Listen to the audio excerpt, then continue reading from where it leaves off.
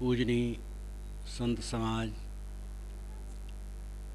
मंचासीन महानुभावों, देवियों और देवताओं, संत कबीर साहब के विषय में अनेक विद्वानों ने सारगर्भित विचार रखे। उनके विचारों से मेरा विचार कहीं अलग नहीं। एक दृष्टि से तो ऐसा है कि सब कुछ सूत्र रूप में विद्वानों ने कह दिया। कबीर ऐसे संत हैं जो धर्म के क्षेत्र में विज्ञान पेश करते हैं। ये उनकी वाणी बीजक पढ़ करके हम देख सकते हैं। गुरु ग्रंथ साहिब को जो हम देखते हैं तो बीजक की बहुत सी वाणियाँ उसमें हैं और बीजक के अतिरिक्त भी वाणियाँ हैं, लेकिन उनकी धारदार बातें सर्वत्र मिलती हैं। भखना साहब की वाणी में राजस्थान के, और गुजरात में हम जाते हैं तो गुजराती भाषा में लोग गाते हैं और कहते हैं, कहें कबीर सुनो भाई साधो। गुरु ग्रंथ साहिब में जितनी वाणी कबीर साहब की है पंजाबी स्वर में है, और राजस्थान में राजस्थानी स्वर में है, गुजरात में गुजराती स्वर में है, उड़ीसा में उड़िया स्वर में है। संतों ने अपने ढंग से गाया साहब की वाणी को। उनकी वाणी बहुत व्यापक है। संस्कृत में वेदव्यास और हिंदी में कबीर साहब की वाणी बहुत व्यापक है। वेदव्यास के नाम पर बहुत ग्रंथ लिखे गए, दूसरों ने लिखा। इसी प्रकार कबीर साहब की छाप से बहुत लोगों ने लिखा और लगाया, कहें कबीर सुनो भाई साधो। लेकिन उनकी वाणियाँ जगह जगह उजागर खरी है। बीजक उनका प्रामाणिक ग्रंथ है, क्योंकि पंथ में वो सुरक्षित रहा है। उसमें पाठांतर थोड़ा शाखा भेद से भले हो, जैसे वेदों का पाठांतर शाखा भेद से थोड़ा थोड़ा है, वैसे सकल संहिता ही खास वेद की संहिता मिलती है। लेकिन निरुक्त में यास्क मुनि ने ऋग्वेद के ऐसे भी मंत्र दिए हैं जो किसी शाखा में नहीं मिलता है, तो उस समय वो शाखा रही होगी। कबीर साहब की वाणी ऐसी ही है जो बीजक है। कबीर पंथ की विविध शाखाओं में थोड़ा सा पाठांतर हो सकता है, लेकिन बात वही है। कबीर साहब खड़ी हिंदी भोजपुरी लटका में बोले। कोई कितना व्यापक पुरुष हो, उन्होंने कहा देश विदेश से हों फिरा, बहुत भ्रमणशील थे। काशी के ज्ञानी जी ने एक तो नक्शा ही बनाया है कबीर साहब के भ्रमण का, बहुत पहले। लेकिन कितना ही व्यापक पुरुष हो, उसका एक क्षेत्र होता है जहाँ वो जन्मा हो, जहाँ से संस्कार मिले हो, जो उसकी मूल भाषा हो, उसी में वो कहता है। भ्रमण से शब्द का भंडार बढ़ जाता है। मोहड़े परिगो रेत, ये कबीर बीजक में है। मोहड़े ये गुजराती भाषा है, मुँह। कहाँ चुनावे मेड़िया, मेड़िया ऊपर तल्ला, ये गुजराती भाषा है। ठाकुर की बांह, ये बंगाली ठाकुर संत को, महापुरुष को बंगाली में कहते हैं। तो वे भ्रमणशील थे, इसलिए शब्द तो बहुत आए, लेकिन उनका जो काव्य है वो खड़ी बोली हिंदी है, खड़ी भाषा, और पुट है भोजपुरी का, क्योंकि गोरखपुर से काशी तक भोजपुरी पुट में भाषा चलती है। फुल भल फुलल मलिन भल गांथल, फुलवा विनस गो भंवर निरासल, कहें कबीर सुनो संतो भाई, पंडित जन फुल रहल लो भाई। फुलल गांथल रहल लो भाई इत्यादि ये भोजपुरी लटका है। बीजक उनका प्रामाणिक ग्रंथ है, और अन्य संग्रहों में भी उनके स्वर बराबर उजागर हैं। उन्होंने समाज पर कहा, धर्म पर कहा, अध्यात्म पर कहा, विश्वास पर कहा और डर नहीं रखा। उनकी निडरता सबसे बड़ी बात है। अगर वो भय खाए होते, वो हीरे मोती न निकलते उनके कंठ से। और उन्होंने अपने साथियों अनुगामियों को यही कहा, निर्भय रहो। कबीर खड़ा बाजार में लिए लुआठी हाथ, जो घर फूके अपना चले हमारे साथ। तो रहने वाले घर को फूकने को नहीं कहे। स्वार्थ, अहंकार, मोह, हमारा दल बढ़े, धन बढ़े, यह मोह रखोगे तो सच नहीं कह सकते हो। धर्म के क्षेत्र में आज के विज्ञान युग में कितना अंधविश्वास है। गुरु और महात्मा, पंडित, मौलवी, पादरी, ज्ञानी जी, ये लोग समाज को रास्ता दिखाते हैं।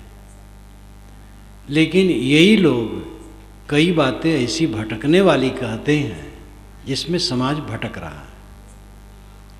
पुत्र देते हैं, धन देते हैं, रोग काटते हैं, व्यापार में वृद्धि करते हैं, राजनीतिक पद देते हैं महात्मा लोग। ये सब धार्मिक गुरु लोग ऐसा प्रचार करते हैं जिससे जनता भटकी हुई है और उनके पास यही सब लेने के लिए लोग जाते हैं। गुरु जी स्वयं बीमार रहते हैं लेकिन दूसरे की बीमारी काटते हैं। तो भगत लोग भी कहते हैं हमारा पाप उन्होंने ले लिया इसलिए बीमार है। सब समाधान कर लिया जाता है। धर्म के क्षेत्र में चमत्कार बहुत पुरा काल से है। वेद के ऋषियों को धन्यवाद है, वो ऐसा चमत्कार नहीं कहे। उसकी रेखा है कहीं कहीं, लेकिन ज़्यादा चमत्कार नहीं। प्राकृतिक शक्तियों को देव मान करके उन्होंने उनकी प्रार्थना की। बहुत पुराना युग है। वेद क्या कहते, जो मेरी पुस्तक है 700 पृष्ठों की है और 121 संदर्भों में वेद के सारे विषयों को रखा गया है और यथास्थल उस पर विचार किया गया है। बहुत सरल हृदय से ऋषि कहते हैं, आज की जैसी धूर्तता नहीं। बारंबार वह 100 वर्ष जीने की बात करते हैं। सैकड़ों बार ये बात आई, जीवियम श्रद्धा सतम पश्चिम श्रद्धा सतम, ये तो बहुत प्रसिद्ध है। लेकिन जगह जगह 100 वर्ष जीने की बात है। कहीं श्रद्धा सतात है 100 वर्ष से ऊपर। लेकिन आज 2000 वर्षों से इधर ऐसे ग्रंथ बने हैं जिसमें 11 अरब वर्ष राज्य करने वाले राजा हुए। राजा प्रिवर्त 11 अरब वर्ष राज्य किए और उनके रथ का पहिया जहाँ जहाँ गया समुद्र बन गया। और ये सब पुराणों में पढ़ा गुना जाता है। आज भी महात्मा हैं जो उनके चेले कहते हैं महाराज जी 300 वर्ष के हैं, 100 वर्ष के अंदर में वो मर गए हैं, लेकिन 300 वर्ष 400 वर्ष कहते हैं। वेद के ऋषि ऐसे नहीं थे। पीछे से चमत्कार बढ़ा और चमत्कार ऐसा बढ़ा कि छा गया। तथागत बुद्ध स्वच्छ हृदय के थे, सीधी सादी बात करते थे। महावीर स्वामी वैराग्यवान पुरुष, लेकिन दोनों मतों में चमत्कार खूब बढ़ा। उनके अनुगामियों ने खूब कहा। आगम ग्रंथ, जैनों के आगम ग्रंथ अर्धमागधी में हैं जो 32 हैं, वो मूल माना जाता है। वहीं से और ग्रंथ बने हैं, उनमें भी चमत्कार है। त्रिपिटक तथागत की वाणी मानी जाती है बुद्ध की। त्रिपिटक के अंदर भयंकर चमत्कार जो तथागत कह नहीं सकते। संतों में, ज्ञानियों में कबीर महाक्रांतिकारी, ये सभी जानते हैं। लेकिन कबीर पंथ की पौराणिक शाखा में कबीर को ऐसा कहा गया है, वो दुनिया के समस्त गणमान्य पुरुषों के गुरु हैं। हर युग में वे आते हैं। दुनिया के जितने गणमान्य राम, कृष्ण, मोहम्मद, ईसा और जितने नाम लिए जाए, सब के वो गुरु हैं, क्योंकि हर युग में आते हैं। जो चाहें वो कर दें। होड़ मची हुई है चमत्कार के लिए। आज इस वैज्ञानिक युग में ऐसे ऐसे महात्मा कहलाने वाले हैं जो चमत्कार के बल पर बहुत भीड़ और धन इकट्ठा करते हैं। लेकिन चमत्कार के विषय में साहब ने कहा, काहू के बच नहीं फुरे, काहू करामाती, मान बड़ाई ले रहे हिंदू तुर्क जाति, बात ब्योते आसमान की मुद्दत निगरानी, बहुत खुदी दिल राखते बूढ़े बिन पानी, कहें कबीर कासो कहो सकलो जग अंधा, सांचे सो भागा फिरे झूठे के बंदा। कोई चमत्कार दिखा रहा है, कोई आकाश में उड़ रहा है, किसी की वाचा सिद्धि हो रही है, सब तो अंधे हैं, किसको समझाया जाए। ये समझना चाहिए कि संसार में एक कारण कारज की व्यवस्था है, उसके तहत ही सब होता है। चमत्कार नाम की कोई चीज़ नहीं, कोई भुनगा नहीं हो सकता, हाथी नहीं हो सकता। योग दर्शन के तीसरे पाद विभूति में पूरा चमत्कार का वर्णन है। मैंने उसके भाष्य में लिखा है, हर सूत्र पर जहाँ चमत्कार है उसका खंडन किया है, विश्लेषण किया है। पतंजलि महाराज ने व्याप्त अंधविश्वास को सूत्रबद्ध कर दिया। जो योगियों के लिए अंधविश्वास व्याप्त था, वह उसको नकार न सके, लेकिन वो सब का सब केवल भ्रांति है। सिद्ध का अर्थ होता है परिपक्व मन वाला, निर्मल मन वाला, जो दुखहीन है, चिंताहीन है, भयहीन है, जिसका शरीर में रहना और न रहना दोनों बराबर है। शरीर अभी खत्म हो, कुछ हर्ज नहीं। जो अपने असंग स्वरूप के बोध में स्थित है, भीड़ मिली है, भीड़ छट जाती, कुछ हमारे साथ नहीं, आत्मा अकेला है, कैवल्य। इस बोध में जो स्थित है, इस रहने में स्थित है, वो सिद्ध है, उसका दुख समाप्त है। वो भुनगा नहीं हो सकता, हाथी नहीं हो सकता। हजार सिद्ध महात्मा मिल करके एक काले बाल को उजला नहीं कर सकते, उजले बाल को काला नहीं कर सकते। नख के अपने नाखून के एक सूत को भी उसमें बढ़ा नहीं सकते, ना घटा सकते। जो है सो है। और इतना ही नहीं, हजार ईश्वर मिल करके एक मुर्गी को कबूतर नहीं बना सकते। प्रकृति का विधान है, पूरे विश्व में नियम व्याप्त है, जिसको वैदिक ऋषियों ने ऋत कहा। ऋतस्य तंतुम विततम, ऋत के तंतु सर्वत्र परिपूर्ण है, नियम के तंतु सर्वत्र परिपूर्ण है। आज के युग में भी पानी नहीं बरसता है तो हवन बड़े जोर से चलता है, हवन से पानी बरसेगा। हवन और पानी बरसने में कोई कारण कार्य व्यवस्था नहीं।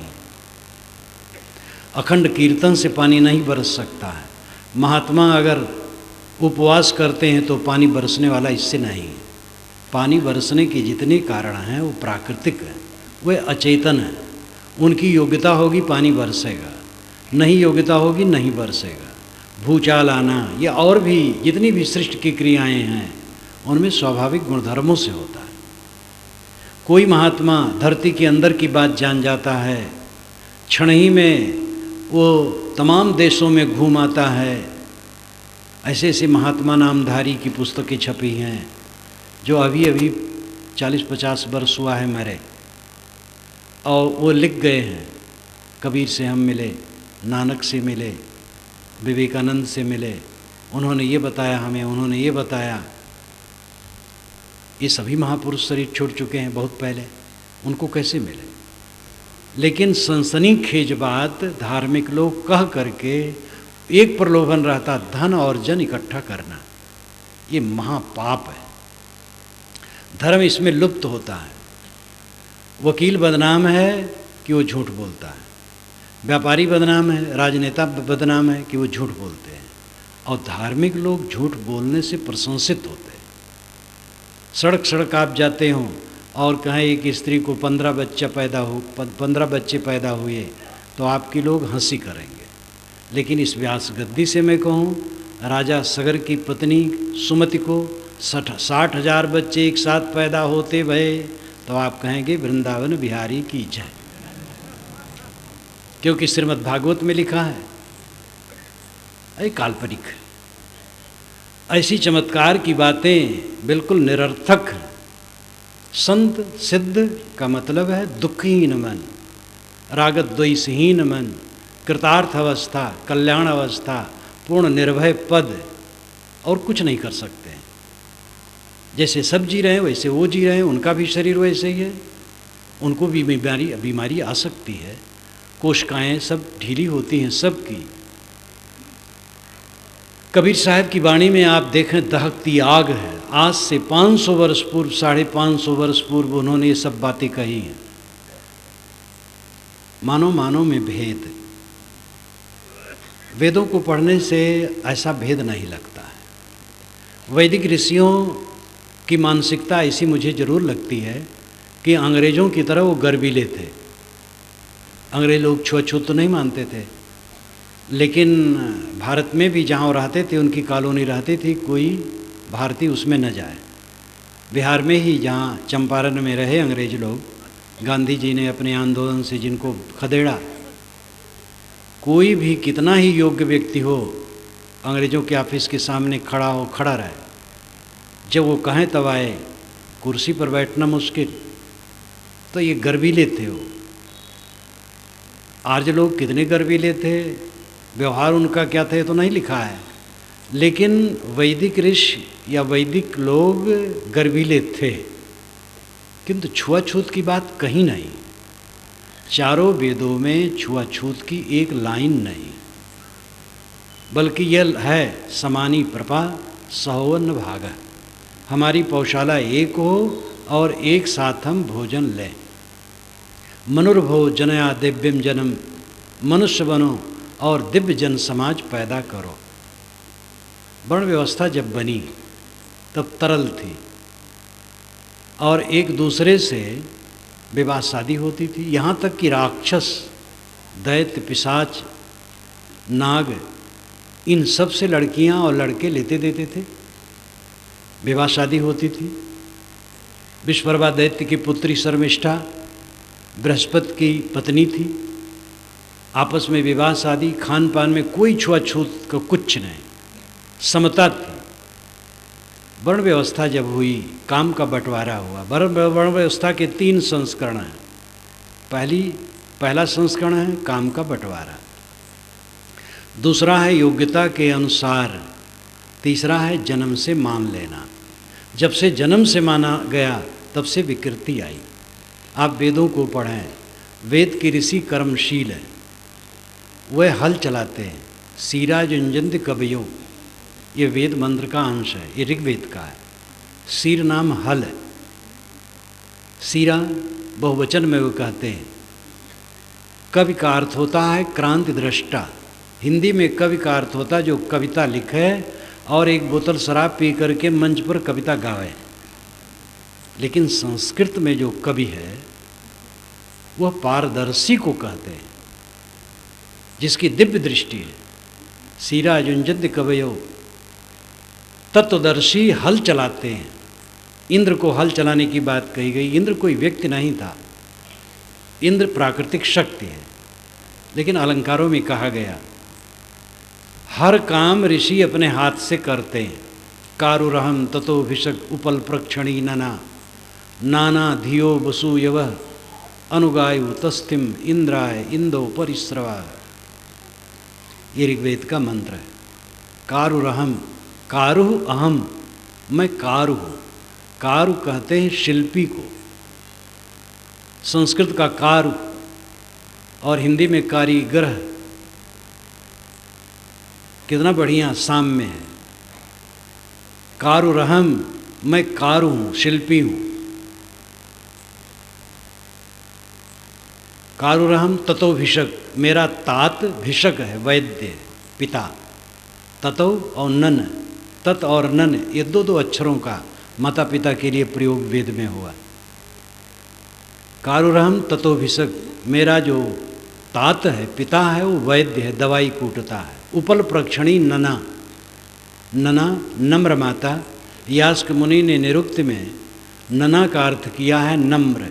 माताएं दूध पिलाती हैं बच्चों को तो झुक जाती हैं, स्वाभाविक भी नम्र होती हैं माताएं। इसलिए नना नाम माता। मेरी माता क्या करती? उपल प्रक्षणी है। उपल नाम पत्थर, उपल नाम बालू। यहाँ बालू का अर्थ है प्रक्षणी नाम फेंकने वाली भड़भूज जब भूजा भूनता है तो सामने के पात्र में वो भूनता है और दूसरे पात्र में बालू गर्म होता है। जब एक स्थिति आती है तो उसमें से बालू उठा के उसमें फेंक देता है और चला देता है तो सब लावा हो जाता है। उपल प्रक्षणी नना, मेरी नम्र माता उपल प्रक्षणी है, जो भूनती है, भड़बूज है। नाना धियो बसुयव, वसु के लिए, धन के लिए हम नाना काम करते हैं। कैसे करते हैं? अनुगायु तस्तिम, जैसे गायें चरागाह में घास खोजती है। इंद्रा इंदो परिश्रवा, ऐंद ऐ सोमरस, इंद्र के लिए बहो। इस सूक्त में जितने मंत्र आए हैं सबके चतुर्थांश में ये दोहराया गया है। इंद्रा इंदो परिश्रवा, ऐंदु ऐ सोमरस, इंद्र के लिए बहो। तो ऋषि स्वयं कहता है, वो वेद का रचयिता है और कहता मैं शिल्पी हूँ। मेरा पिता दवाई कूटता है, मेरी माता भड़भूज है। वर्ण व्यवस्था के अभिशाप ने कर्म करों को उपेक्षित कर दिया। कर्म कर अछूत, जो मोटा काम करे वो अछूत, जो हल चलावे अछूत, जो लकड़ी छीले वो अछूत, जो कपड़ा बुने वो अछूत, जो मकान बनाए वो अछूत। जितना भी ये कारीगर का काम है सब ये कारीगर सबका अछूत है, शिल्पी सब अछूत हैं, कर्म कर सब अछूत हैं, मजदूर तो स्वाभाविक अछूत हैं। इस प्रकार जब धारणा दृढ़ हो गई तो छुआछूत प्रबल हो गई। छुआछूत है, कोई टट्टी घर से निकला है अछूत है, स्नान कर ले अछूत नहीं। टट्टी साफ करता है अछूत है, स्नान कर लिया अछूत नहीं। अछूत छूत तो होता रहता है इंसान, स्वच्छता की दृष्टि से छूत अछूत है, जन्म से कोई अछूत है, ये धारणा बनी और हमारे प्रामाणिक शास्त्रों में ये धारणा लिखी गई और इतनी मजबूत हुई, भगवान के मुख से कहला दिया गया। आप जो बात मनवाना चाहें भगवान महात्मा के नाम से जड़ दें, वो चलेगा। महात्मा धर्म भगवान कह देने पर आदमी एकदम गाय हो जाता है, उस पर विरोध नहीं किया जा सकता है। कबीर साहब ने कहा, साधु ऐसा चाहिए जैसा सूप सुबाए, सार सार को गहरे थोथा दे उड़ाए। सूप का उदाहरण कबीर साहब देते हैं। वैदिक ऋषि चलनी का उदाहरण देते हैं। सक्त में तितना पुनंतो यत्र धीरा मनसा वाचम कृत, अत्रा सखाया सख्या न जानते भद्रईशाम लक्ष्मीर नेतादिवाच। सक्त में तितुना, सक्तुम यु तित उना, सक्तुम सतुआ। तितौना नाम चालना, तितौ चलनी को कहते हैं। जैसे सत्तू चलनी से चाला जाता है, मनसा वाचम कृत, मन से वाणी को अकृत करो, वाणी को छानो, ये वैदिक ऋषियों ने कहा। सब भूल गया। दर्जनों स्त्रियां हैं जो वेद मंत्र की रचयिताएं हैं। वेद क्या कहते कि भूमिका ही में मैंने उनका सबका नाम दिया है और जिन जिन सूक्तों में उनका नाम है वो रचयिता, वो सूक्त कोष्टक में आगे दिया है। लेकिन आज 2000 वर्षों से चल रहा है, 2500 वर्षों से, कि स्त्रियां वेद मंत्र नहीं पढ़ सकती। शूद्र कहे जाने वाले वेद मंत्रों के रचयिता हैं, लेकिन आज वे पढ़ नहीं सकते। कितना हम भूल गए। अच्छे अच्छे विद्वान हुए, लेकिन किसी को एक खराब नहीं लगा, बल्कि उसका ही समर्थन करते चले गए। कबीर झुग्गी झोपड़ी में पाले गए थे, कहाँ जन्मे इसका पता नहीं। कहते नीरू नीमा ने लहरतारा तालाब पर उनको पाया, गरीब जुलाहे ने पाला, जहाँ चारों तरफ का वातावरण कुकड़ू कूं रहा होगा। और वहाँ पल करके वो महापुरुष कैसा अद्भुत हुआ, कैसी पारदृष्टि उसकी, कैसा वो साफ कहा, जो तू ब्राह्मण ब्राह्मणी को जाया और राह दे काहे न आया, जो तू तुरुक तुरुकनिक जाए पेटे ही काहन सुनत कराया। सुनत कराए तुरुक जो होना औरत को क्या कहिए, अर्ध शरीरी नारी बखानी ताते हिंदू रहिए। अगर पेशाब इंद्री की खलड़ी कटा करके मुसलमान बनते हो तो अपनी पत्नी क्या कहोगे? उसका तो कुछ नहीं हुआ, हिंदू है, तुम भी हिंदू रह जाते। ये बात उस समय कहना मामूली है। तुरंत वो पंडितों को कहते हैं, पहिर जनेऊ जो ब्राह्मण होना, मेहरी क्या पहरा है। शब्द का प्रयोग कैसे? मेहरी। डॉक्टर हरिप्रसाद प्रसाद द्विवेदी लिखते हैं कि कबीर पंडितों को अदना अटट गंवार मानते हैं।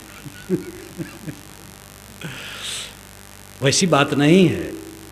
पंडितों को बूझ लीजिए ब्रह्मज्ञानी, कहें कबीर हम जात पुकारा, पंडित हो सो ले बिचारा। पंडितों का आदर भी किया। तो जनेऊ पहन करके तुम ब्राह्मण होते तो तुम्हारी पत्नी तो जनेऊ नहीं पहने, गायत्री मंत्र सुनी नहीं सकती है, तो शूद्रा है। और कहते हो शूद्र अछूत होते हैं, और शूद्रा का बनाए रोज खाते हो। कैसा अद्भुत है। पहरी जनेऊ जो ब्राह्मण हो ना, मेहरी क्या पहराया। वो जन्म की शूद्रन पर से तू पाड़े क्यों खाया। यहाँ केवल पाड़े के लिए नहीं है, सभी ब्राह्मणों के लिए है। एक संस्मरण में बताऊँ, ये शायद है 89 का समय है, जब कुंभ मेला था, मेरा भी कैंप लगा था। एक पांडे जी आए आसाम से, मेरी पुस्तकें वो खूब उसमें रमे थे, परंतु कुछ कुछ पुस्तकें पाए थे। जब वो आए बांध पर यहाँ प्रयाग में, तो हमारा कैंप तो पाए नहीं, किसी दुकान पर मेरी बीजक टीका खरीदे, तो उल्टे तो तुरंत मिल गया संतो पाड़े निपुण कसाई। बकरा मार भैंसा पर धावें दिल में दर्द न आई। तो पढ़े तो बहुत क्षुब्ध हुए और चले गए। फिर उन्होंने लंबा पत्र लिखा, मेरे लिए बड़ा विशेषण, बड़ा विनय, लेकिन भगवान आपने, कबीर साहब ने तो कहा ही संतो पाड़े निपुण कसाई, आपने टीका भी खूब कस के कर दी। और मैं आता तो आपके संत कहते देखो एक कसाई आ गया। बड़े भावुक थे वो। मैंने उनको लिखा, थोड़े में लिखा, मैंने कहा पाड़े तो एक प्रतीकात्मक है। उन्होंने सभी ब्राह्मणों को कहा है भाई तुम ब्राह्मण हो और जीववध करते हो तो कसाई किसे कहते हैं। कुछ लिख के भेजा, वो तो तुरंत समर्पित हो गए। फिर आए, उनकी दीक्षा हुई। अब हमारे विचारों का आसाम में वो खूब प्रचार करते हैं। वो डॉक्टर भी हैं, प्रवक्ता हैं और प्रचार करते हैं। तो कबीर साहब बात सीधी कहते हैं, ब्राह्मण शूद्र कुछ नहीं, सब मनुष्य हैं। ब्राह्मण का अर्थ होता है ज्ञानी। ब्रह्म कहते हैं बृहत्वाद ब्रह्म, जो बढ़े वो ब्रह्म, या जो बड़ा हो ब्रह्म। आग को ब्रह्म कहा गया है। अग्निमेली पुरोहितम यज्ञ से ऋग्वेद का मंत्र शुरू होता है, अग्नि से। अग्नि ब्रह्म है, और अग्नि में हवन डाला जाए जिस मंत्र से, उस मंत्र को भी ब्रह्म कहते हैं। इसलिए वेद के मंत्रों को ब्रह्म कहते हैं, और इनका प्रयोग करने वाला ब्राह्मण है। ये पहली शुरुआत है। लेकिन आगे चल करके ऋषि इसी में रुके नहीं रहे। आत्मज्ञानी को ब्रह्मज्ञानी कहा, और जो आत्मलीन है वो ब्राह्मण है। इसलिए इसमें वर्ण व्यवस्था की बात नहीं है। अनेक ऐसे ऋषि हुए, वेदव्यासी धीवरी के बच्चे थे और महान ब्राह्मण माने गए। महीदास इतरा के पुत्र, दासी के पुत्र, शूद्रा के पुत्र, और उनके नाम से इतरे ब्राह्मण है। ब्राह्मण ग्रंथ जो ऋग्वेद का महत्वपूर्ण ब्राह्मण है, और मूल वेद ही में शूद्र कहे जाने वाले अनेक ऋषि हैं। तो ब्राह्मण का अर्थ है जो आत्मलीन हो, शोक मुक्त हो। एक उदाहरण इस पर भी संस्मरण आया। मैं गोंडा जिला में था, एक पंडित जी मुझे समाज सहित निमंत्रित किए भोजन के लिए। हम लोगों का सिस्टम है अपने हाथ से बनाते हैं। हमारे साधु गए, भोजन बनाने लगे। बाग था, बाग में उनका घर था। सभी साधु, अन्य साधु बैठ गए जगह जगह। मैं भी एक पेड़ के नीचे बैठा, मनन करने लगा। एक पंडित जी आए, बैठे, बातचीत करने लगे। कहे महाराज इसमें जो आपके संत हैं इसमें ब्राह्मण भी होंगे। तो मैंने कहा इसमें सब के सब ब्राह्मण हैं। अब कोई ब्राह्मणत्व को पा गए हैं, कोई उस तरफ चल रहे हैं, ये सब के सब ब्राह्मण हैं। लेकिन आपकी तरह नकली ब्राह्मण नहीं है। तो कहे महाराज मैं नकली ब्राह्मण कैसे हूँ। तब मैंने कहा जितेंद्रिय धर्म पर स्वाध्याय निरता शुचि, काम क्रोधो वसो यस्य तम देवा ब्राह्मणम विदु। युधिष्ठिर जी महाभारत में कहते, जो जितेंद्रिय हो, धर्मपरायण हो, स्वाध्याय निरत हो, अंतर्बाहर शुद्ध हो, जिसने काम क्रोध को अपने वश में कर लिया हो, उसको विद्वान लोग ब्राह्मण कहते हैं। कहे महाराज तो मैं ऐसा तो नहीं हूँ। मैंने कहा इसीलिए आपको कहा आप नकली ब्राह्मण हैं, ये लोग असली ब्राह्मण हैं, सब ब्राह्मण हो नहीं गए हैं, प्रयासरत हैं। तो कोई भी ब्राह्मण हो सकता है, जो इंद्रियजयी हुआ, निष्काम हुआ, आत्मलीन हुआ, वो ब्राह्मण है। तमेव धीरो विज्ञाय प्रज्ञाम कुर्वीत ब्राह्मणा, ये बृहदारण्यकोपनिषद में याज्ञवल्क्य ने कहा। पहले आत्मज्ञान की बात कही, तब कहा तम एव, उसे ही विज्ञाय जानकर ब्राह्मण प्रज्ञाम कुर्वीत, उसी में प्रज्ञा करे, आत्मा ही में प्रज्ञा करे। जो आत्मा ही में मन को लगाए, देह में नहीं, ये चमक दमक में नहीं, ये क्षणिक है। इतनी भीड़ मिली है, ये कहाँ रहने वाली है? शरीर हमारा टूट करके गिर जाने वाला है। जीवन में धोखा धोखा, सर्वत्र धोखा है। अगर हम कहीं आकर्षित होते हैं तो इसका मतलब वही हमारी मूर्खता है। जहाँ जहाँ हम आकर्षित हुए हैं वहाँ वहाँ से धोखा मिला है। जहाँ से हम आकर्षित हुए वहीं से विकर्षण हुआ है। जिस धोखे से अपने को बचा ले वो ब्रह्मज्ञानी है, वो ब्राह्मण है। कबीर साहब की वाणी में वैराग्य इसीलिए भरा है क्योंकि बिना वैराग के कोई आत्मा की तरफ लौट नहीं सकता है। वैराग का अर्थ गृह त्याग और कपड़ा बदलना नहीं है, वो भी एक सिस्टम है। जिस सिस्टम में हम जैसे लोग हैं कि गृह त्याग दिए हैं, जहाँ जन्म हुआ उस आश्रम को छोड़ दिए, संन्यास आश्रम में आ गए, कपड़ा बदल लिए, लेकिन ये वैराग का लक्षण नहीं है। वैराग का लक्षण है निर्मोह हो जाना, अनासक्त हो जाना। और अनासक्त वह होगा जो संसार की क्षणभंगुरता को निरंतर देखता है। सारी उपलब्धियां झूठी है, 2 दिन की, कुछ नहीं है। आत्मा असंग है, अकेला है। इस बोध भाव में जो स्थित हो उसको ब्राह्मण कहते हैं, और कोई भी ब्राह्मण हो सकता है। और ये सब शास्त्रों में है, उसका मनन चिंतन छूट गया है। तथागत बुद्ध की वाणी में तो धम्म पदम में अंतिम में ब्राह्मण वग्गो ही है, जो 41 गाथाओं का है। और उसके लिए उन्होंने बारंबार कहा मैं उसको ब्राह्मण कहता हूँ, उसको ब्राह्मण कहता हूँ। और इसको तो आप मान सकते हो तो बौद्ध थे, बौद्ध लोग बनाए हैं, बुद्ध की वाणी है। लेकिन महाभारत में और ब्राह्मण कहे जाने वाले लोगों के ग्रंथों में भी है, किंतु ज़्यादा जोर है वर्ण व्यवस्था का। और इतना समाज भटक गया, कोई ऐसा भोला संप्रदाय होगा जो अपने शास्त्र को किसी वर्ग के लिए रिजर्व करता होगा।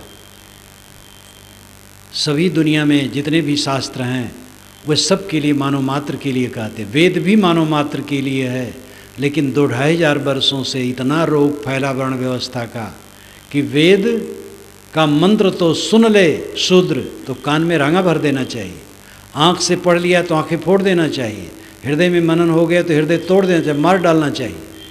कितना अपराध है। कबीर साहब ने खुल करके कहा और डांटा। और इसके विषय में उनकी बहुत सी वाणियाँ, सब उद्धृत करने की आवश्यकता नहीं। एक त्वचा हाड़ मलमूत्रा, एक रुधिर एक गूदा, एक बुंद से सृष्टि रची है को ब्राह्मण को शूद्रा। रजोगुण ब्रह्मा तमोगुण शंकर सतोगुणी हरि होई, कहें कबीर राम रम रहिए हिंदू तुर्क न कोई।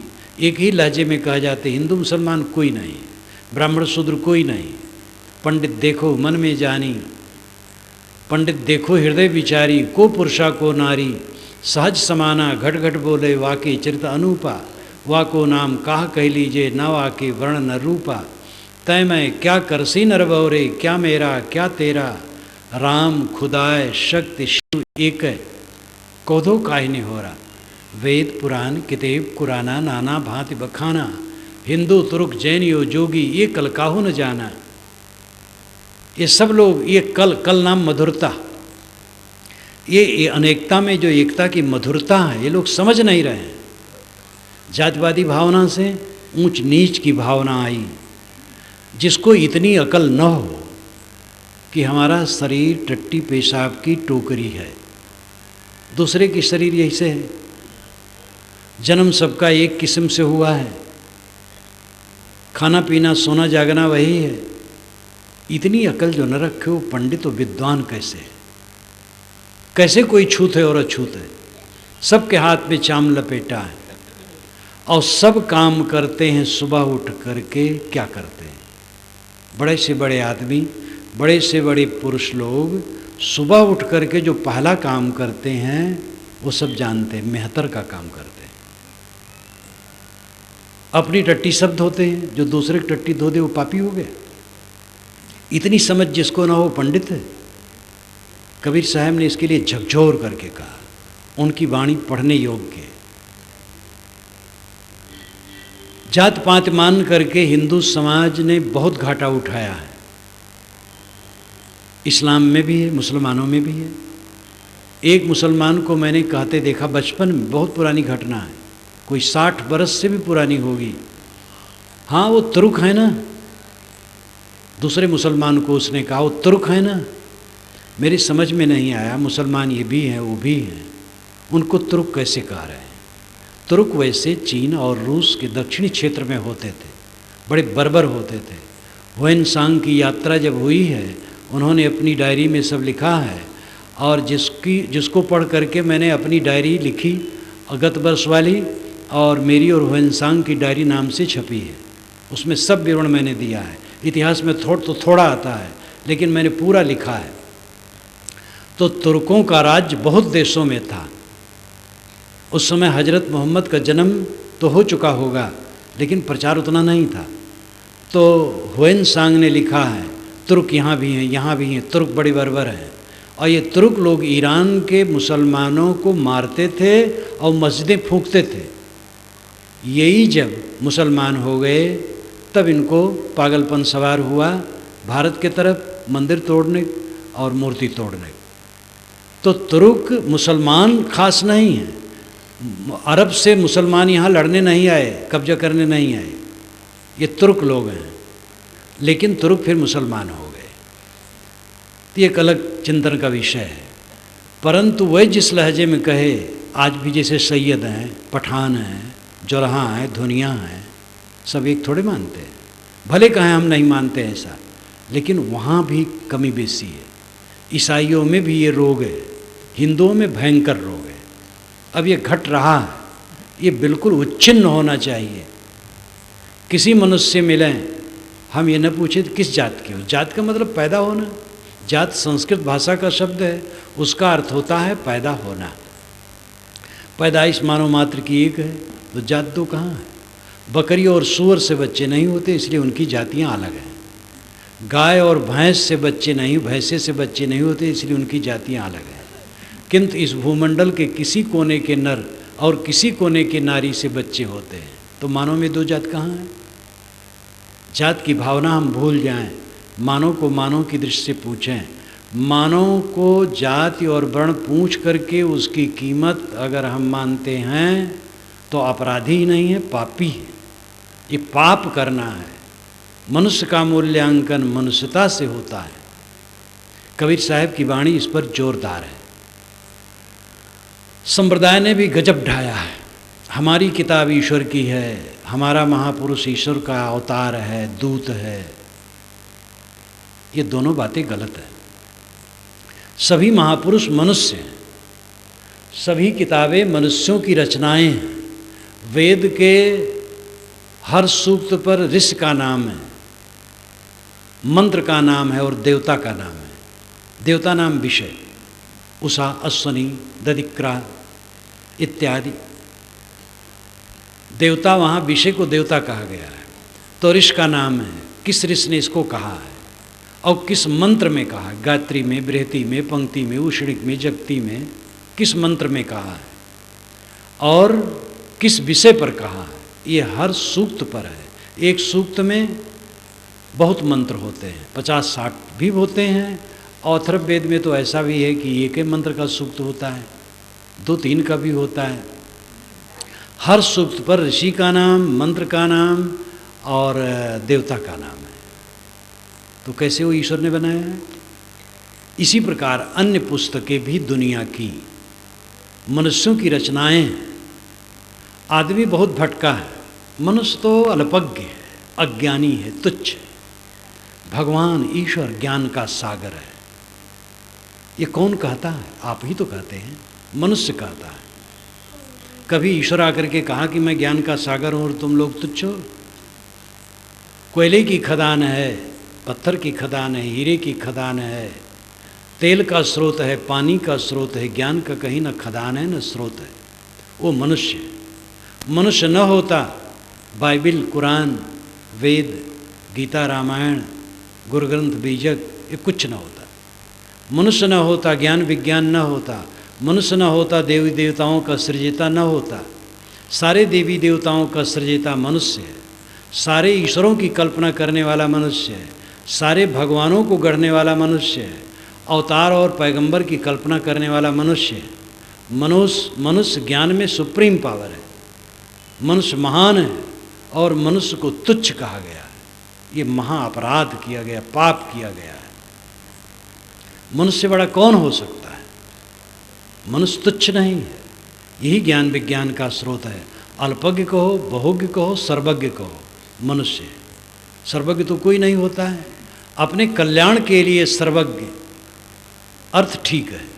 सर्वज्ञ वह है जो अपने कल्याण के लिए पूरा जानता है। बंधन क्या है, मोक्ष क्या है, कौन बंधा है, किस में बंधा है, इसको जानता है और बंधन को तोड़ करके मुक्त हो जाता है, इसी जीवन में कृतार्थ हो जाता है। वो सर्वज्ञ है। सर्वज्ञ एक अर्थ में अपने कल्याण के लिए सर्वज्ञ है। और सिद्ध संत जिनको कहो सर्वज्ञ कहो, अपनी मूंछ में कितने बाल हैं वो बता नहीं सकते। दुनिया के कण कण को कोई नहीं जानता है। अल्पज्ञ और बहुज्ञ और सर्वज्ञ, ये सारे शब्द चरितार्थ होंगे मनुष्य में। मनुष्य की कीमत घटा करके संप्रदाय वालों ने बड़ा अनर्थ किया है। मूर्त पूजा वालों ने किसी की हत्या नहीं की, किसी को तकलीफ नहीं दिया, लेकिन किताब पूजने वालों ने गड़बड़ किया। जो किताब को ईश्वरी मानते हैं बड़े क्रूर हो जाते हैं, बड़े कठोर हो जाते हैं। और सच नहीं है, कोई किताब ईश्वरी है।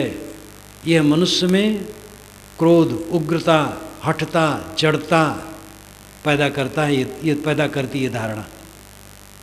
और तथ्य यही है कि सारी किताबें, सारे शास्त्र मनुष्य की रचनाएं हैं। सारे महापुरुष केवल मनुष्य हैं। सारे संप्रदाय मनुष्यों के चलाए हैं। कोई संप्रदाय सत्य का एकाधिकारी ठेकेदार नहीं। सत्य सबके दिल में है। कोई मत मानने से मोक्ष नहीं होता है, मोह के क्षय होने से मोक्ष होता है। सत्य, ब्रह्म, खुदा, गॉड, जो कुछ भी कहो, वो मनुष्य की अंतरात्मा है जो सब में विद्यमान है। अपनी तरफ दृष्टि लौटाने से वो स्थित आती है। तो संप्रदायों ने ऐसा गढ़ा है कि हमारे संप्रदाय में आओगे तो स्वर्ग और मोक्ष होगा, दूसरे में नरक होगा। और जिन संतों ने इसका खंडन किया है, उन संतों के अनुगामियों ने यही कर डाला है। दुर्भाग्य है।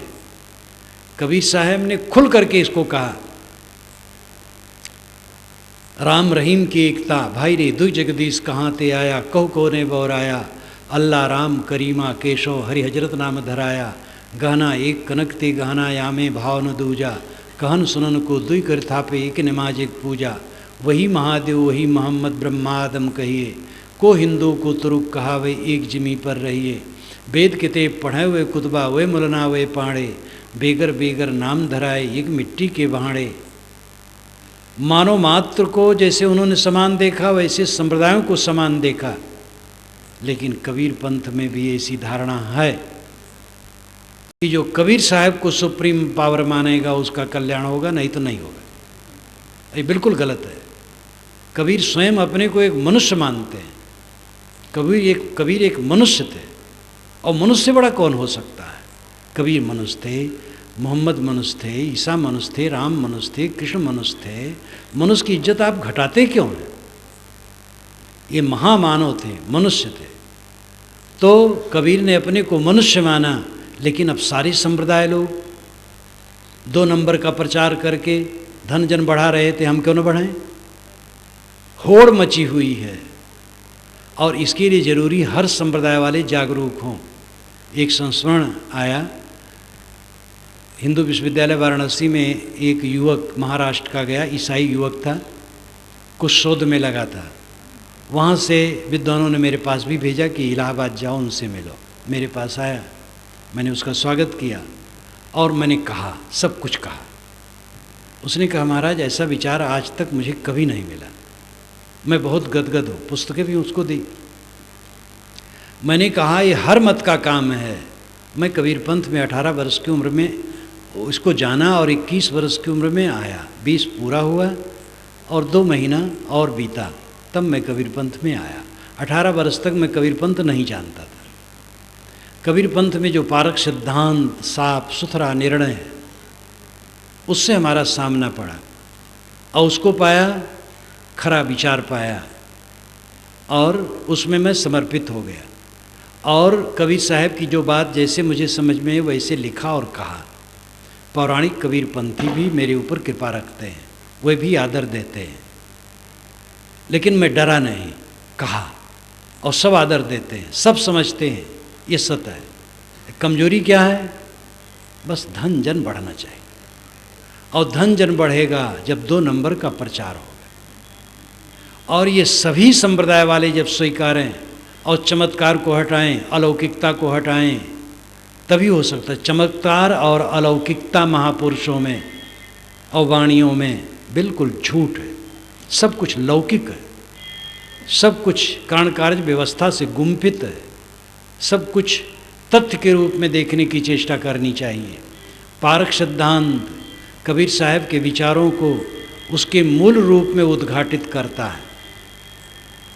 तो संप्रदायों ने अनर्थ किया। हमारे संप्रदाय में स्वर्ग और मोक्ष, दूसरे में नहीं। स्वर्ग है मन में प्रेम का प्रवाह होना, प्राणी मात्र को भगवत स्वरूप समझ करके सबके साथ सुंदर बर्ताव, ये स्वर्ग है।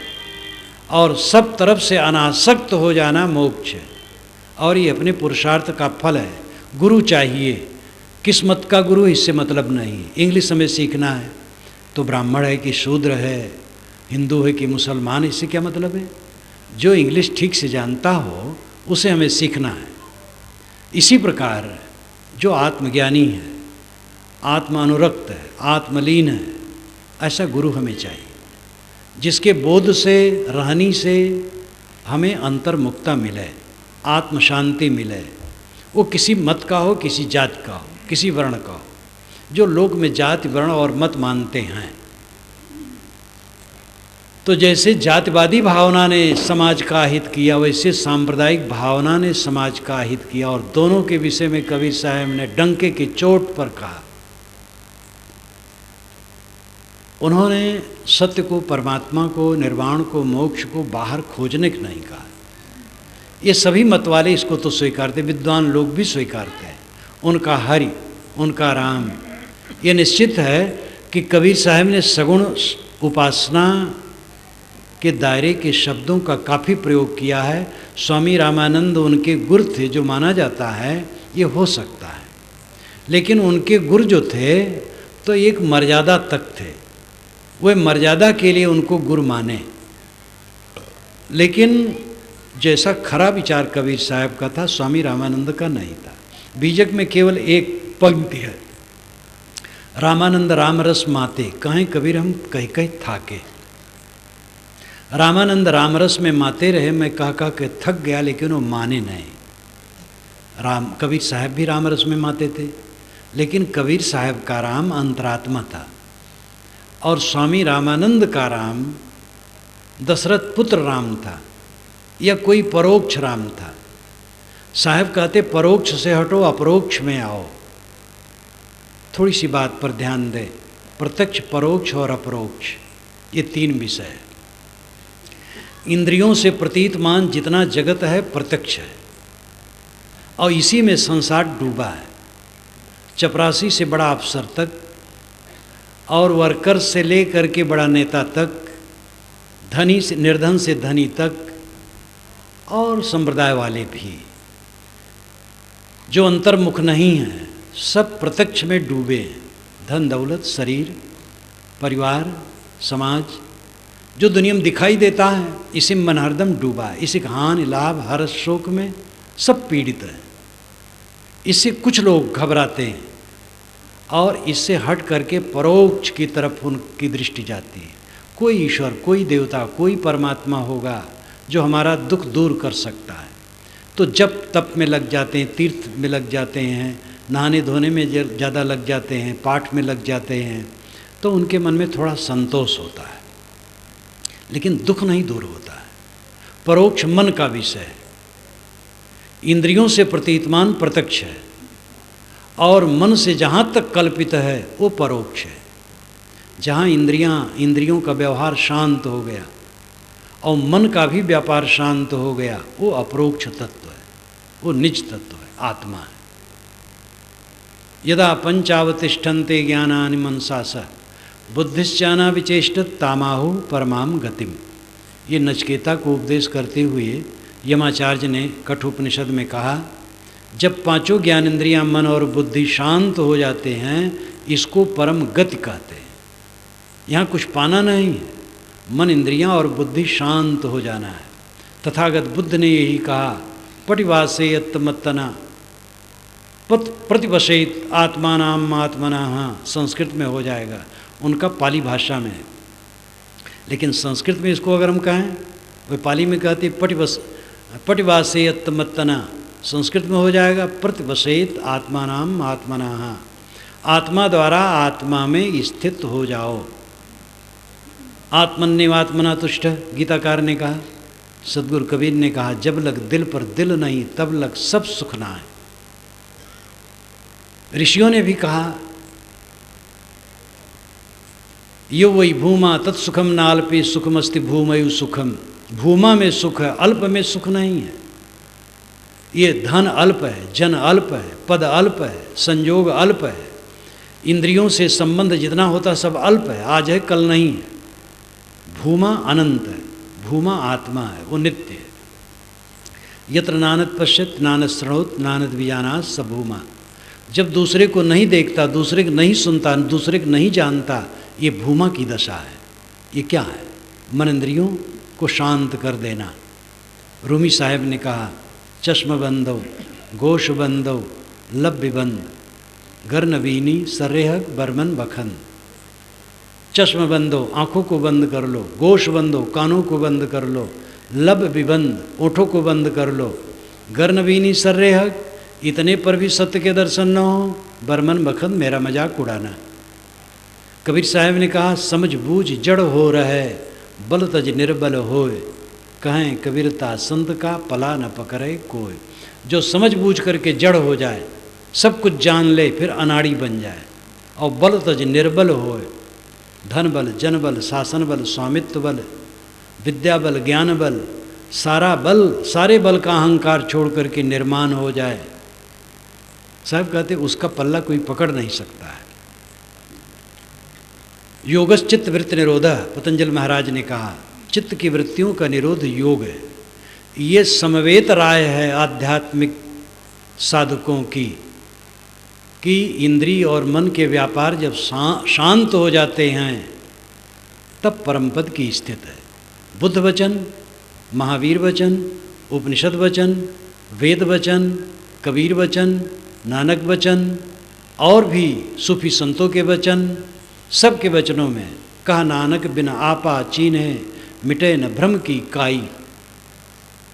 परमार्थ पाना नहीं है, सत्य पाना नहीं है, सत्य आप स्वयं है। परमात्मा ब्रह्म खुदा गाड, निर्वाण मोक्ष कल्याण कैवल्य, जितने भी उच्चतम अध्यात्म के शब्द हैं, उन सब की चरितार्थता आपकी स्वरूप स्थित में है, आत्मस्थित में। जहाँ तक हम इंद्रियों का व्यापार देखते हैं वो विषय व्यापार प्रत्यक्ष है। जहाँ तक मन का व्यापार है सब परोक्ष है। मन इंद्रियां शांत हो गई तब अपरोक्ष आत्मबोध है। इसी आत्मबोध पर कबीर साहब ने अपनी वाणी अध्यात्म की पूरी कही। कस्तूरी कुंडल बसे मृग ढूंढे बनवाएं, तैसे घट घट राम है दुनिया जानत नाय। पानी में मीन पियासी, मुझ सुन सुनी आवत हाँसी, आत्मज्ञान विना नर भटके, कोई मथुरा कोई काशी, जैसे मृगा नाभि कस्तूरी, बन बन फिरत उदासी। ये स्थिति तब आएगी जब विषयों से विरक्ति होगी। विरक्त से घबराए ना, विरक्त तो होना है। सबको राम नाम सत्य है कि स्थिति में जाना है, कोई बचने वाला नहीं। पहले से विरक्त क्यों न हो, घर में रहें, परिवार में रहें, जिम्मेदारी निभाएं। हम भी जिम्मेदारी निभाते हैं। आप लोगों के 2 बच्चे 4 बच्चे, कोई शूरवीर हैं जिसके 12-14 बच्चे होते हैं। एक घर में मैं गया था, वो मुझे अपने घर ले गए तो पूजा करने लगे बाल बच्चे सब, बड़ी लंबी लाइन लगी। मैंने कहा भाई कितने बच्चे तुम्हारे? तो उन्होंने अपनी पत्नी से कहा कितने हैं रे? तो कहा साहब 14। हम कहे वाह बहुत वीर हो। तो कोई वीर होगा जब जिसको 12-14 हो, नहीं तो 1 2 4। हम लोगों के बहुत बच्चे हैं यहीं पर जो रहते हैं, सब करीब 100 के लगभग होंगे, और जगह जाना होता है, और इनसे हम निपटते निभाते हैं। तो जहाँ आदमी जो है व्यवहार करना चाहिए, सबके साथ प्यार का बर्ताव, लेकिन निर्मोह होकर। है कहो तो है नहीं, नहीं कहा ना जाए, हाँ नाही के बीच में साहिब रहा समाए। ये शरीर परिवार सारा संबंध जो दिखाई दे रहा है कहो तो है नहीं। अभी मेरी सांस टूट जाए यहीं तो आप लोग गमगीन हो जाएंगे और सोचेंगे भाई लाश तो अभी कैसे करें, सुबह इसको गाड़ने के चक्कर में पड़ेंगे और सदा के लिए मैं इसको नहीं जानूंगा। जो बिल्कुल आप लोग देख रहे हैं कि जुड़ा है, सदा के लिए मैं नहीं जानूंगा। मेरी पुस्तकों का प्रचार हजारों वर्ष तक होता रहा है, लाखों लोग लाभ लेते रहे, लेकिन अगर मैं अपनी स्थिति में नहीं हूँ तो मैं खटाई में पड़ जाऊँगा। इसलिए इस धोखे में हमें नहीं रमना है। तो वैराग्य अनासक्ति अवस्था है। परिवार में रह करके वैराग करने की ज़रूरत है, जहाँ रहें वैराग की ज़रूरत है, अनासक्त की ज़रूरत है। जितना जितना अनासक्त होंगे उतना उतना अपने आत्मा के निकट आएंगे, वही परमात्मा के निकट आना है। और इसके लिए ज़रूरी है रोज़ समय निकालें, अध्ययन करें ऐसी वाणियों का, चिंतन मनन करें, ऐसे ज्ञानी वैरागवान पुरुषों से पावर चार्जिंग भी करवाएं, यानी समय से उनसे मिलें जुलें। रोज़ समय निकालें, अध्ययन ध्यान चिंतन में लगावें, संसार की नश्वरता को देखें। कौन नहीं जानता शरीर छूट जाएगा और शरीर के साथ सब छूट जाएगा, लेकिन कितने समय तक लोग याद रखते हैं? जब अनासक्त हम होंगे तो बराबर याद होगा, और बराबर याद भी तब होगा जब इस पर विचार करेंगे। तो साधना में सबको लगना चाहिए। मेरा निवेदन प्रायः रहता है कि 40 वर्ष की उम्र के पहले तक भी कभी 1 घंटा समय निकालो, 40 वर्ष के बाद 2 घंटे समय, 50 वर्ष के बाद 3 घंटे समय, और 60 के बाद तो कम से कम 4 घंटे, क्योंकि 60 में रिटायरमेंट हो जाता है। लेकिन ये बूढ़े लोग रिटायरमेंट नहीं लेना चाहते हैं। जवान चाहे सरल रहें, बूढ़े लोग और जटिल हो जाते हैं। बाल जितने पकते हैं मोह और तृष्णा ये दोनों बढ़ते हैं। कबीर साहब की वाणी में वैराग्य बहुत है, इसीलिए है। अन्य संतों की वाणी में भी है। हजरत मोहम्मद ने भी हदीस में कहा है कि जो कम बोलता हो और दुनिया से उदास रहता हो उसके पास बैठो, वहाँ तुम्हें नसीहत मिलेगी, आत्मिक रोशनी मिलेगी।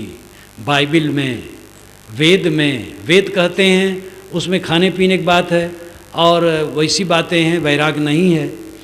वेद में तो बारंबार मनुष्य को मर्त्य कहा गया है, और सबसे बड़ा वैराग्य जानवरों को मर्त्य नहीं कहा गया। और मर्त्य सब हैं, यानी मरण धर्म, लेकिन जानवर तो समझ नहीं सकते हैं। शायद मनुष्यों को चिताने के लिए ऋषि बारंबार मर्त्य कहते हैं। तो मर्त्य वेदों में जो चला वो संस्कृत भाषा में रूढ़ हो गया। वेदों से तो कितने शब्द चले जो आगे रूढ़ हो गए, जैसे गवेषणा, गवेषणा, गाय की इच्छा, गवेषणा, ये वेद का मूल अर्थ है। लेकिन गाय खो जाती थी तो खोजने में रूढ़ हो गया गवेषणा। अब आगे चल करके संस्कृत साहित्य में गवेषणा का अर्थ ही हो गया खोज। ऐसे बहुत से सारे शब्द हैं। तो मैं अपने मूल स्थान पर आकर के विराम लूँगा। कबीर साहब एक वैज्ञानिक दृष्टिकोण वाले हैं। बीजक पढ़ करके आप अच्छी तरह से समझ सकते हैं। बीजक पढ़ें, देखें। कबीर साहब की बात कबीर साहब की नहीं है, सत्ता की है। पूरे बीजक में उन्होंने कोई मतवाद नहीं रखा है, कोई रूढ़ ईश्वर नहीं रखा है, कोई उन्होंने अवतार और पैगंबर की बात नहीं की है। स्वयं अवतार पैगंबर नहीं बने हैं, भले अनुगामियों ने बना दिया हो। अनुगामी तो हर जगह बनाते हैं। एक महात्मा को लोग कहते थे आकाश में उड़ते हैं, तो गांव वाले रात में छिप करके देखना चाहे। महात्मा पेशाब के लिए निकले रात में, तो खुशफुसाने लगे गांव वाले। तो गांव वालों से उन्होंने कहा, भाई तुम लोग कौन हो? कि महाराज आपके गांव वाले। कहाँ यहाँ क्यों हो? कि आप रात में उड़ते हैं तो हम देखने आए हैं। कि मैं नहीं उड़ता हूँ, मेरे चेले उड़ाते हैं। दुनिया भर के महापुरुषों के चेले उड़ाते हैं, और ये उड़ाना बंद करें। महापुरुष मनुष्य, कबीर साहब मनुष्य हैं, और मनुष्यता को रख करके उन्होंने अपनी बातें कही। पूरा बीजक आप पढ़िए। प्राप्त विचारों पर समीक्षा है और सत्य का उद्घाटन है। धर्म के क्षेत्र में वो वैज्ञानिक दृष्टिकोण रखते हैं। चमत्कार गलत है, अंधविश्वास है। फलित ज्योतिष के चक्कर में मत पड़ो। अभी देखो, फलित ज्योतिष वालों ने लिखा था कि अटल बिहारी वाजपेयी बिल्कुल ही प्रधानमंत्री होंगे, और जब वे नहीं हुए तो सब ज्योतिषी चुप बैठे हैं। तो इस चक्कर में मत पड़ो।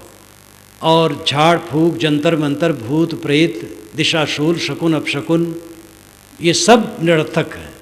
आप स्वस्थ चित्त से रहो, सुंदर विचार से रहो। आपके गलत व्यवहार के अलावा कोई आपको दुख देने वाला नहीं है। अब आपके सही व्यवहार से सुख होने वाला है। तो धर्म, अध्यात्म, समाज, सारी दृष्टियों में कबीर साहब के विचार वैज्ञानिक हैं। उनके विचारों को पढ़ें, गुनें, मनन करें, समाज में फैलाएं। कबीर पंथ बन गया है, पंथ बन जाता है, लेकिन कबीर पंथ मोक्ष का द्वार नहीं है। मोक्ष का द्वार है निर्मोहता। मोक्ष का द्वार है अज्ञान की निवृत्ति, स्वरूप ज्ञान, आत्मज्ञान। स्वर्ग का द्वार है सबसे प्रेम करना। ये कोई कबीर पंथ से होने वाला नहीं है, या अमुक पंथ से होने वाला नहीं है। पूरे बीजक में कबीर साहब के कहीं पंथ का नाम भी नहीं है। इसलिए कबीर की वाणी, कबीर का विचार कबीर का नहीं है, पूरी सत्ता का है, आपका है। मनन करें, और वो जितना विचार फैलेगा मनुष्यता पर ध्यान देगा, और जात पात और संप्रदाय को लेकर के जो कटुता और अज्ञान और अंधकार है, ये दूर होगा।